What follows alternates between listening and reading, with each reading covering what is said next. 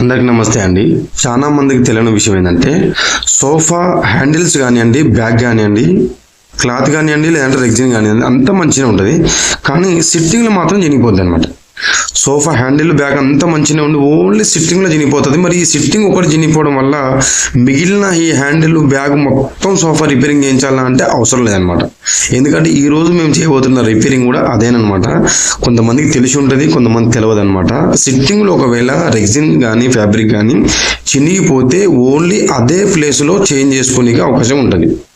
కానీ కొన్ని సార్లు కొన్ని సోఫాలకు హ్యాండిల్లో ఒకవేళ చినిగిపోయినా, లేకపోతే బ్యాగులో బ్యాక్ సైడ్ ఏమైనా చినిగిపోయినా కానీ హ్యాండిల్ విత్ బ్యాగు రెండు కూడా చేంజ్ చేయాల్సి వస్తుంది అనమాట.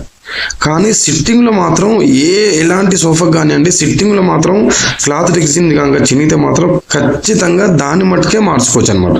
సోఫా మొత్తం మార్చాల్సిన అవసరం లేదు. కానీ కొన్ని సోఫాలు మాత్రం హ్యాండిల్లో కానీ లేదంటే బ్యాక్ సైడ్ కానీ చినిగిపోతే మాత్రం ఈ రెండు కూడా మార్చాల్సి వస్తుంది. ఎందుకంటే ఈ హ్యాండిల్ ఈ బ్యాగ్ అనేది అటాచ్ ఉంటుంది అనమాట కొన్ని సోఫాలకు. అందుకనే మీకు తెలవాలన్న ఉద్దేశంలో ఈ వీడియో నేను చేస్తున్నాను. చూడండి, రిపేరింగ్ చేసిన తర్వాత చూడండి, ఓన్లీ సిట్టింగ్ మట్టుకే రిపేరింగ్ అనేది మేము చేయడం జరిగింది అనమాట. బ్యాగ్ హ్యాండిల్ కాకుండా ఓన్లీ సిట్టింగ్ మట్టుకే చనిపోయింది, సిట్టింగ్ మట్టుకే చేంజ్ చేసుకొని ఉంటుంది. ఒకవేళ ఫోమ్ కూడా ఏమన్నా సిట్టింగ్లో మట్టుకుపోతే సిట్టింగ్ మట్టుకే ఫోమ్ కూడా మనం చేంజ్ అనేది చేసుకోనికి వస్తుంది అనమాట. హ్యాండిల్ బ్యాగ్ అనేది అవసరం లేదు. కానీ కొన్ని సోఫాలకు మాత్రం విత్ హ్యాండిల్ ప్లస్ బ్యాగ్ అనేది అటాచ్ ఉంటుంది అనమాట. అందుకని అవి మాత్రం కంపల్సరీ మనం చూసుకోవాలి. రిపేరింగ్ చేసేటప్పుడు మాత్రం గమనించుకోండి.